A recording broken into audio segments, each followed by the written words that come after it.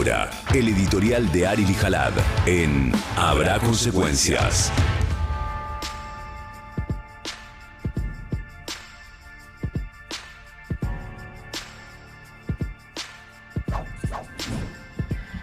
Bueno, qué manera de arrancar la semana. Tenemos un lunes con muchísimas noticias, en parte que tienen que ver con lo que fue ayer la apertura de sesiones de Milei, que ahora vamos a seguir comentando y analizando. Un tipo que se dedicó 2 horas, el presidente argentino, a hacer básicamente 2 cosas. Una, contar un país que no existe, porque lamentablemente todas las estadísticas oficiales dan cuenta de despidos, desaparición de empresas, caída de consumo y apenas algunos sectores que están creciendo pero que ni siquiera generan empleo y por lo tanto no alcanza. E insisto con el concepto de que en el plan Milei la verdad que sobra el 90% de los argentinos. Dedicó la otra parte de su discurso a insultar, a pelearse, a seguir destrozando la institución presidencial, la institución Congreso. Milei, eso no es inocuo.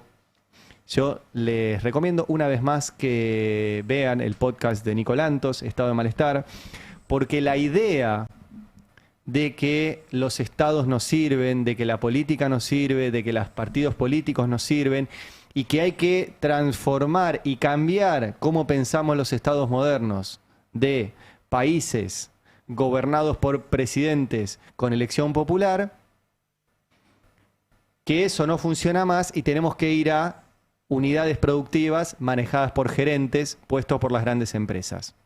Esto que parece futurismo y que parece una distopía, se está trabajando y fuerte en las usinas de poder a través de la tecnología actual que te permite influir mucho en eso y toma además un montón de experiencias fallidas de gobiernos democráticos que no lograron satisfacer las exigencias democráticas de sus sociedades. Entonces no es futurismo y no es una distopía. Hay mucha gente pensando en eso. Y Milei es casi un ejercicio de eso.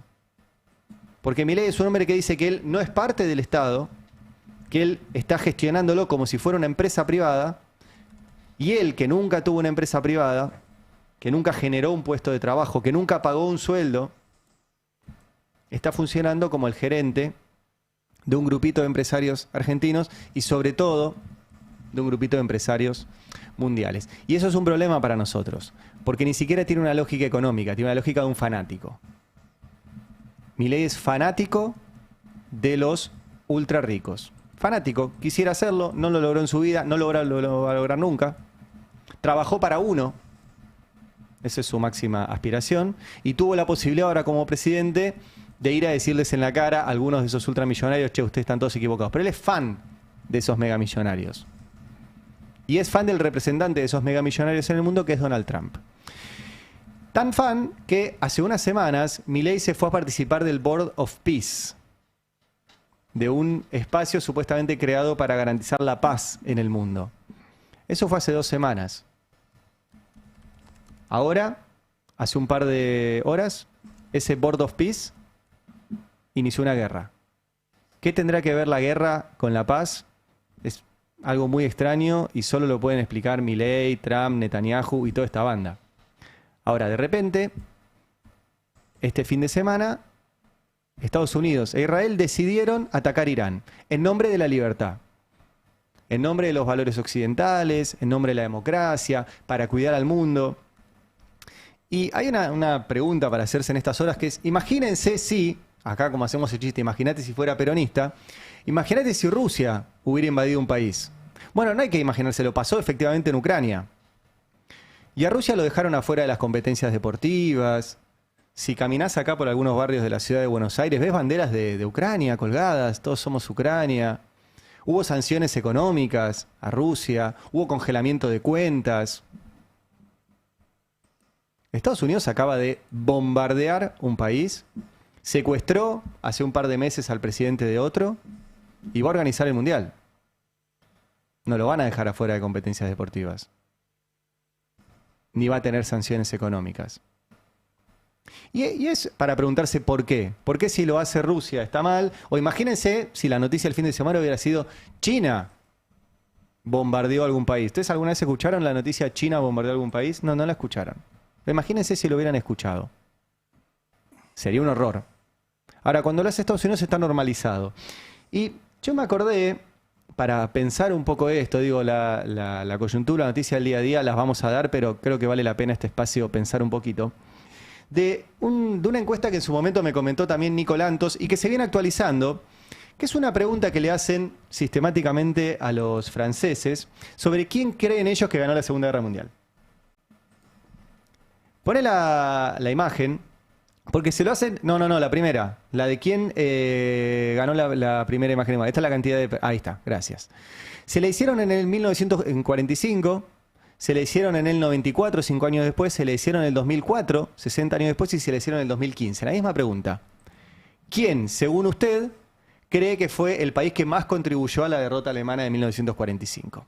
Bueno, en el 45, el 57% de los franceses, que es un país que quedó totalmente ocupado y devastado por la guerra, respondía Rusia, la Unión Soviética.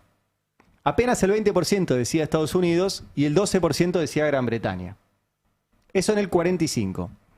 50 años después, en el 94, le volvieron a preguntar a los franceses quién creían que había ganado la Segunda Guerra Mundial. Y solo el 25% dijo Rusia y el 49% ya decía Estados Unidos.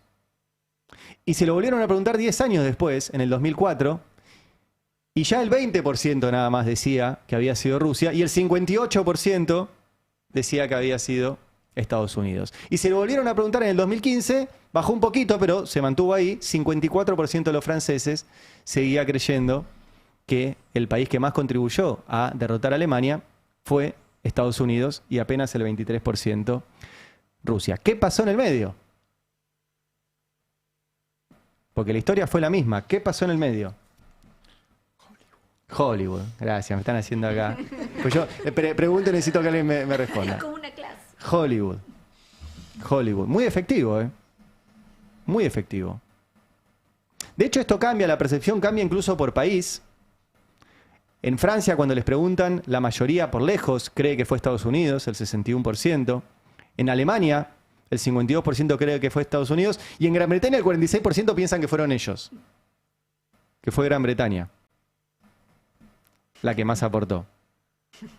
Es que cada uno ve lo que quiere. Y efectivamente, ahora sí pone, en términos de pérdidas de soldados, Estados Unidos murieron 184.000 soldados en la Segunda Guerra Mundial, Rusia 11 millones. Por cada soldado de Estados Unidos hay 60 soldados soviéticos muertos. Y chinos hay más todavía, que se lo menciona poco. De hecho, ni yo lo sabía, lo contó hace poquito Sabino Vaca Narvaja. 30 millones de chinos murieron en la Segunda Guerra Mundial. Y ni preguntan ahí en esa encuesta. Pero quería contar esta anécdota para decir que a partir de esto, y a partir de tantos años de Hollywood, Estados Unidos logró instalar que fue el responsable de frenar el nazismo y por ende, y acá viene lo que quería comentar respecto de lo de Irán, es el responsable de cuidar las democracias y los valores occidentales frente a lo que ellos consideren que es el autoritarismo. Entonces, a partir de esa construcción de que son los que salvaron a la humanidad del nazismo, han construido durante 60 años que son los que tienen legitimidad para salvar a la humanidad de lo que ellos consideren. Por eso, si China o si Rusia o si cualquier país invadiera hoy otro país, sería un escándalo, y cuando lo hace Estados Unidos, está normalizado. No es casual. Y estas encuestas me parece que son muy reveladoras de eso. Han construido durante muchos años la idea de que ellos son los gendarmes del mundo. Y han ido a cada lugar donde tienen un interés económico con la excusa de que tienen que salvaguardar los valores de la democracia, de la humanidad, etc. ¿Significa esto que en Irán se respetan todos los derechos humanos, que las mujeres son bien... No estoy diciendo que todo sea maravilloso. Tampoco es maravilloso en Estados Unidos. Ahora, nadie está tirando bombas en Estados Unidos porque hay un gobierno que persiga al que piensa distinto. Porque hay un gobierno que si sos negro, te dispara. Porque hay un gobierno que tiene las cárceles llenas de negros. O sea, acabamos de ver al gobierno de Estados Unidos aplicar una Gestapo hacia adentro. Y nadie se le ocurrió bombardear a Estados Unidos en nombre de la democracia. Entonces, ¿por qué está bien bombardear Irán en nombre de la democracia y está mal bombardear Estados Unidos? Está mal bombardear todo. No se resuelve así. Pero esta encuesta siempre me resultó muy interesante para entender por qué incluso a nosotros, nos genera menos conflicto cuando Estados Unidos hace algo que cuando lo hace otro país. Efectivamente, Estados Unidos el fin de semana decidió, junto con Israel, atacar a Irán. Así lo anunció el propio Donald Trump. Dice, al gran y orgulloso pueblo de Irán, les digo esta noche que la hora de vuestra libertad está cerca. Permanezcan resguardados. Es muy peligroso. Afuera caerán bombas por todos lados. Bueno, efectivamente cayeron bombas por todos lados. Tantas bombas que incluso una cayó en una escuela. ¿Sí? Mató a 100 personas, incluidas muchas niñas que iban a esa escuela. Esto lo comunicó Naciones Unidas. Acá está el comunicado que les muestro. Un ataque contra una escuela primaria para niñas en Minab, al sur de Irán. Mató a más de 100 personas, ¿sí? Entre ellas numerosas alumnas. El asesinato de las alumnas constituye una grave violación de la protección que el derecho internacional humanitario otorga a las escuelas. En estas horas hay nuevos ataques en Irán. Irán contestó con ataques a los países de la región donde hay bases de los Estados Unidos y con ataques a Israel. Esto obviamente no solo es una catástrofe en términos humanitarios, sino que va a ser, si todo sigue así, una catástrofe en términos económicos. Ya esta situación generó una suba del petróleo. Y eso es un dato muy importante porque Irán controla lo que se conoce como el estrecho de Hormuz, que es por donde pasan alrededor del 30% de los buques petroleros del planeta. Entonces, si ese estrecho queda limitado en su tránsito por esta situación militar, vamos a tener un aumento del precio del barril. Esta noticia fue en las primeras horas, ¿sí? Porque pegó un sacudón del 13%. Después ese sacudón bajó un poquito, ahora estaba entre el 7 y el 8% de aumento, que igual es un montón. Así que si cargaste hasta el fin de semana, capaz que hiciste un negocio.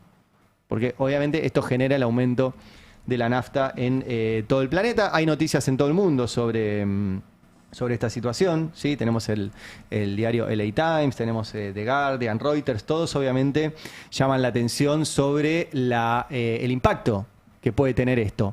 Y obviamente esto también tiene que ver con la relación de Estados Unidos con China. China consume el petróleo que sale por ese estrecho.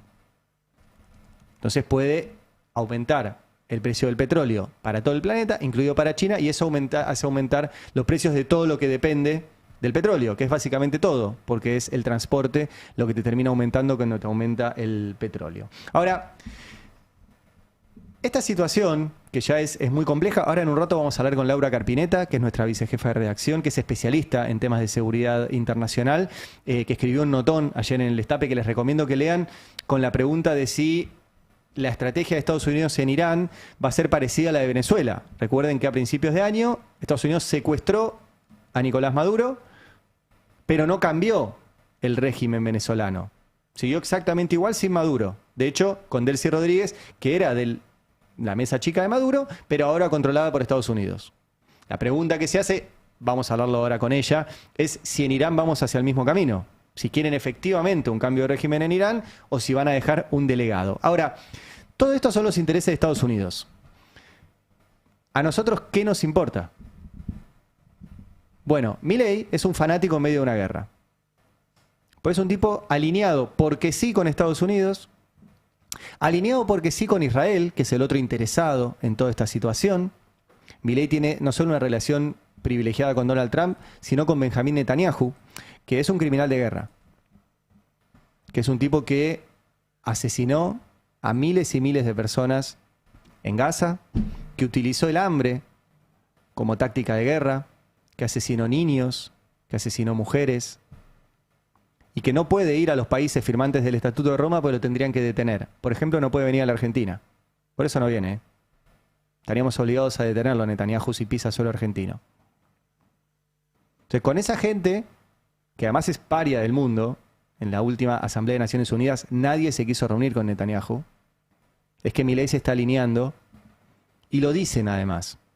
Ayer, el canciller Pablo Quirno, que no se enteraba de que la AFA estaba trayendo de vuelta a el gendarme Nahuel Gallo, tuiteaba, perdón, el fin de semana, pero bueno, no se enteraba de las gestiones, dice, ante la confirmación de la muerte de Ali Khamenei, líder supremo de la República Islámica de Irán. Esto es una de las consecuencias del ataque de Estados Unidos a Irán, fue el asesinato de Ali Khamenei y de otros 47 líderes, según informó Donald Trump. Dice, corresponde recordar que la justicia argentina determinó que el atentado contra la AMIA el 18 de julio del 94, con 85 muertos y centenares de heridos, fue un acto de terrorismo internacional planificado desde las más altas esferas del régimen iraní de la época y ejecutado por Hezbollah.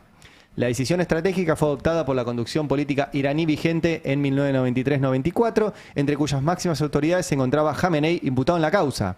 La búsqueda de verdad y justicia por las 85 víctimas es una política de Estado y seguirá siendo una prioridad permanente.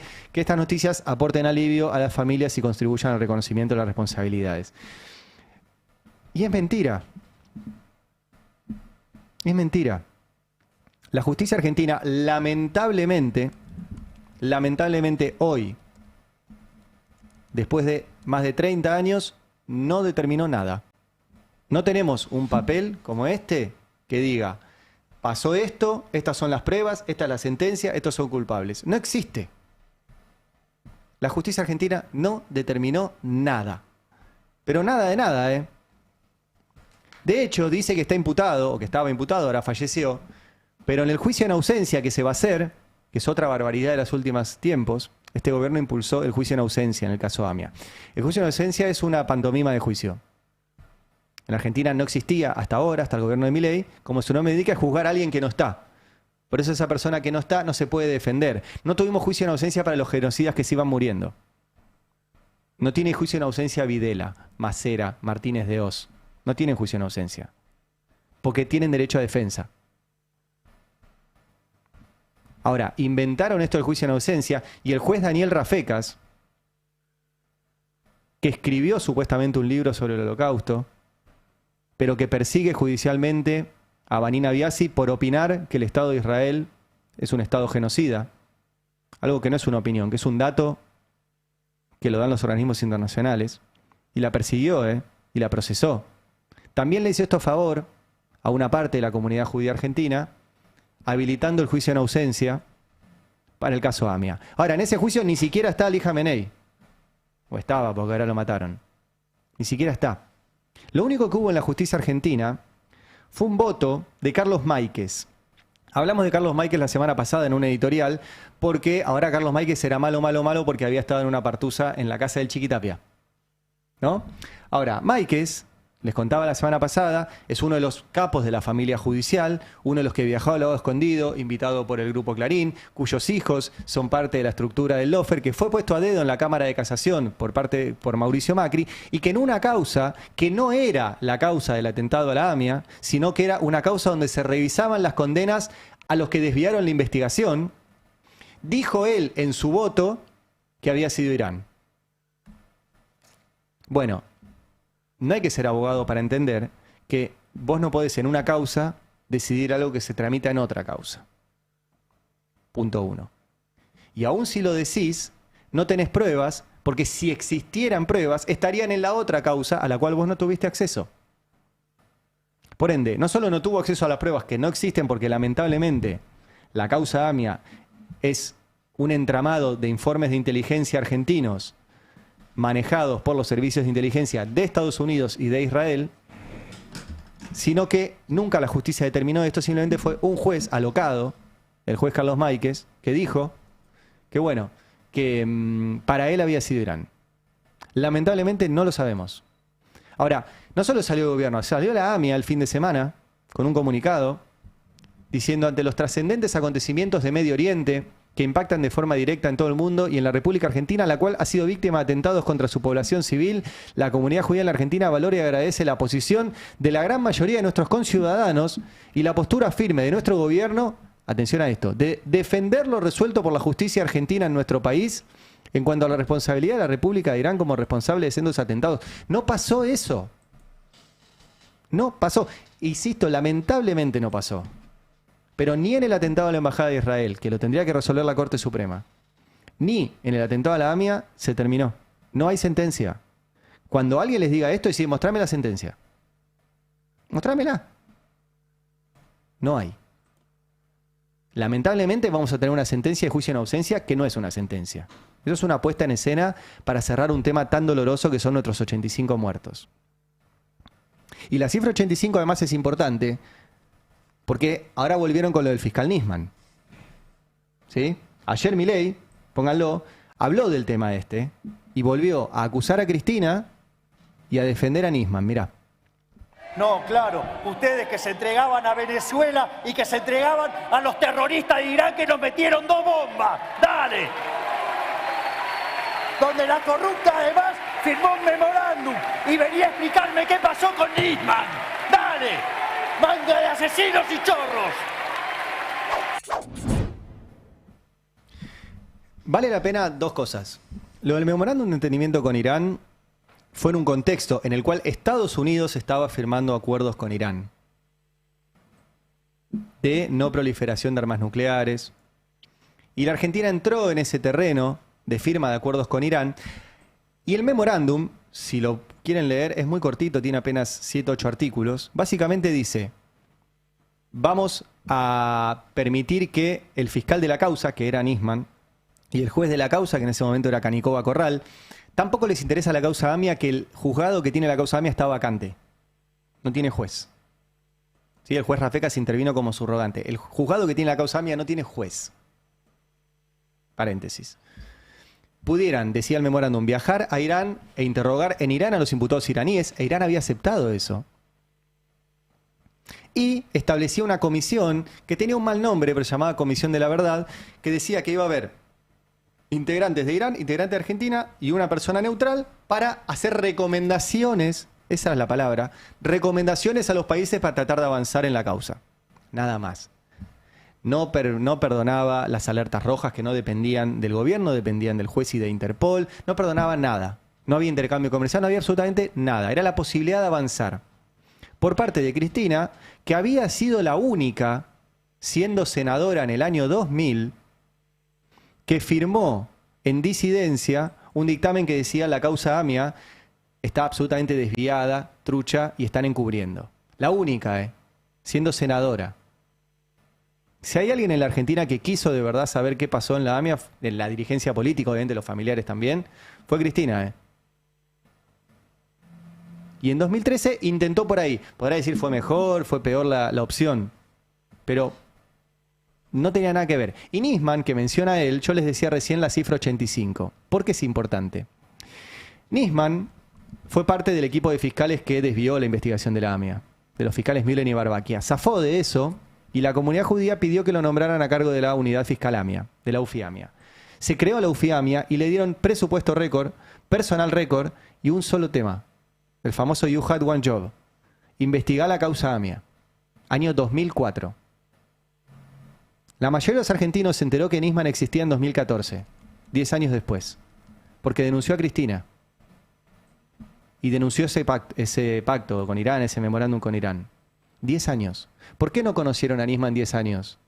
Y lo conocieron recién cuando denunció a Cristina. Porque en 10 años no hizo nada. Nada.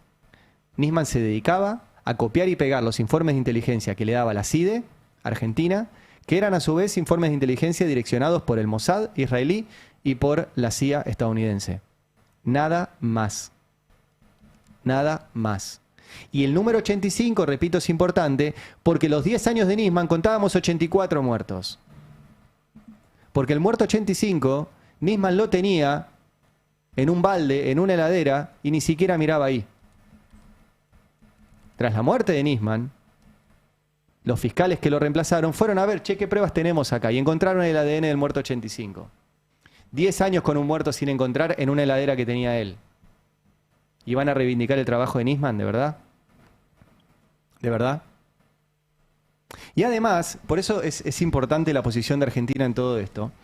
La causa AMIA estuvo manejada desde el principio. Y eso está en un cable que les voy a mostrar,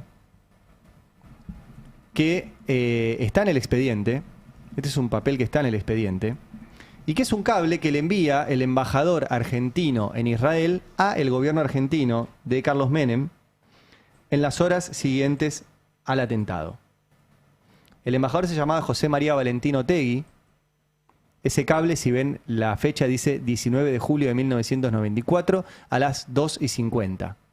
¿Sí? Eso es pocas horas después del atentado a la AMIA. Y dice el cable que un hombre de relación personal y directa con el primer ministro Rabin de Israel ha sido designado para entrevistarse con el nivel más alto de nuestro gobierno. Ese hombre se llamaba Shmorak. Dice, para el gobierno israelí, les estoy leyendo textual el cable que le manda el embajador argentino israelí al gobierno de Menem en las horas posteriores al atentado. Esto está en la causa, ya es público. Si no te lo muestran es que te están verseando. Dice, para el gobierno israelí es importante coordinar con el nuestro una versión coincidente del atentado, principalmente por el impacto que tendrá la manera de presentar la cuestión ante la opinión pública israelí. Gobierno de Israel no tiene queja alguna sobre la manera en que el nuestro está manejando el tema. El objetivo de la entrevista de alto nivel solicitada es coordinar la interpretación del atentado a efectos de presentar a la prensa, inmediatamente después del encuentro, una versión unificada de lo ocurrido. El día 1 estaban encubriéndolo. El día 1. Y si ustedes revisan los diarios de la época, a los 5 minutos ya había sido Irán. Y yo no sé si fue Irán. Sé que había una pista que era la pista siria que decidieron no seguirla. Había 2 pistas. Una de Irán, otra de Siria. Se siguió la de Irán. Y la de Siria se tapó. ¿Por qué? Porque tenía vínculos con la familia de Menem.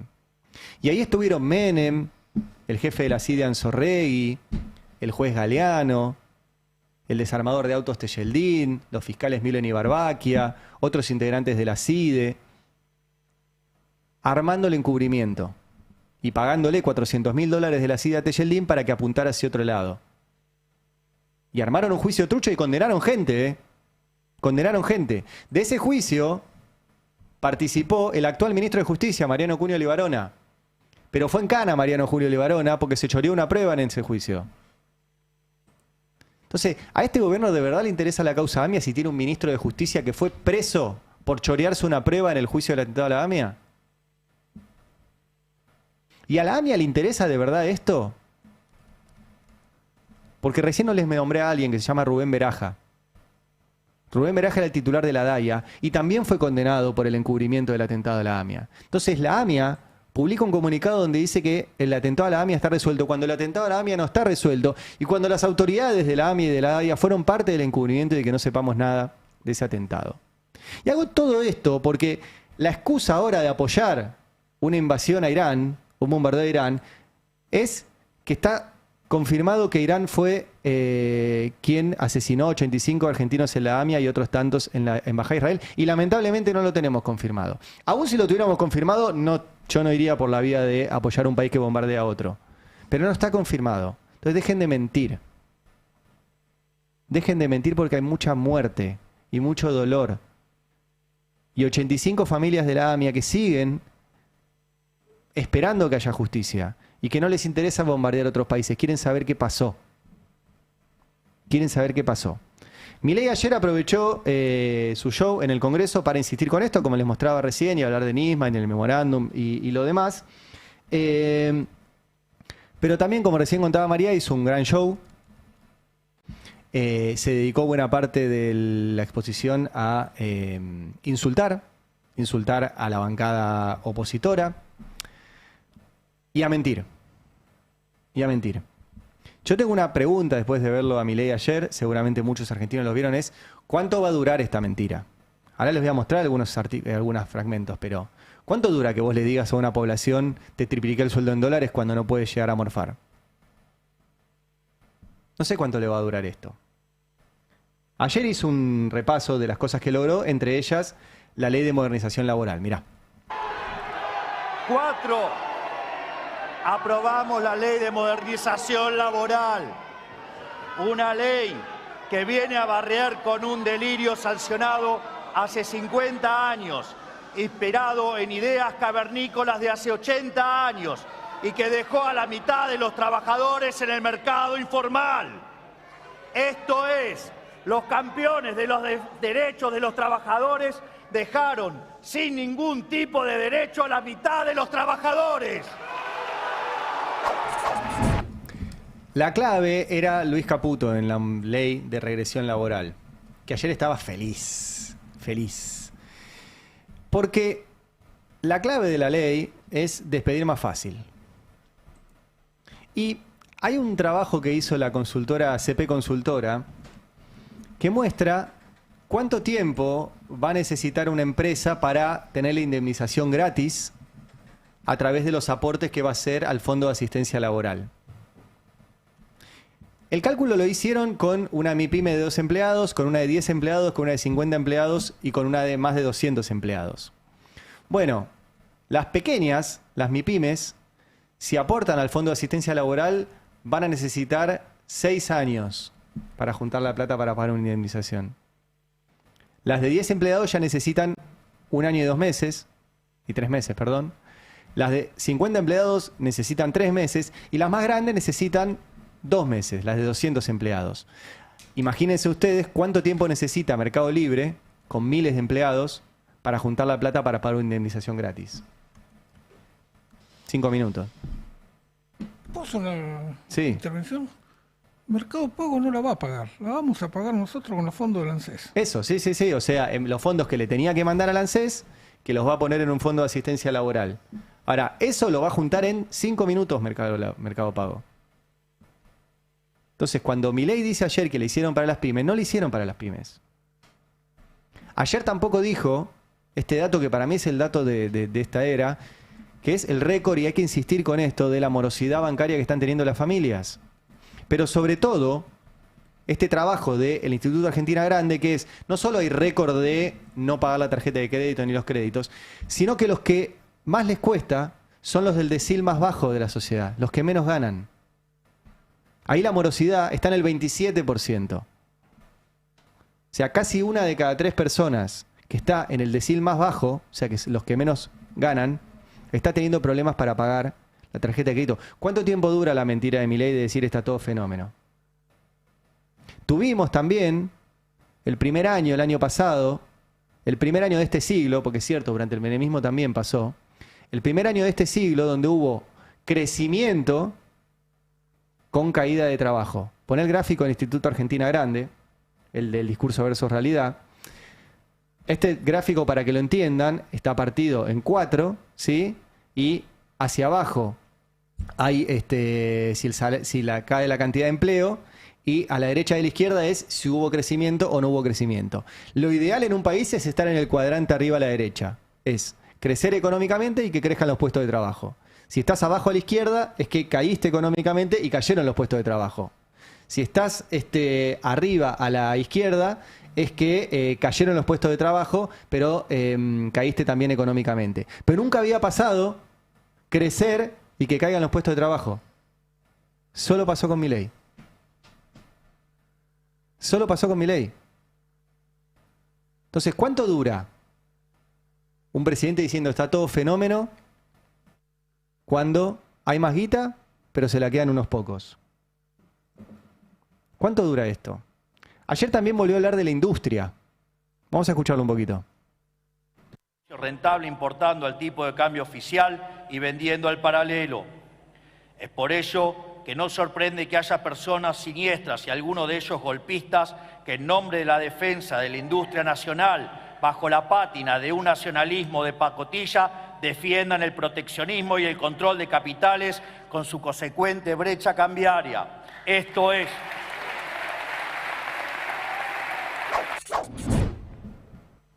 De vuelta, ¿cuánto dura esto? Con la cantidad de trabajo destruido. El gobierno celebró el EMAE, ¿sí? El estimador mensual de actividad económica, diciendo, subió. ¿Por qué subió?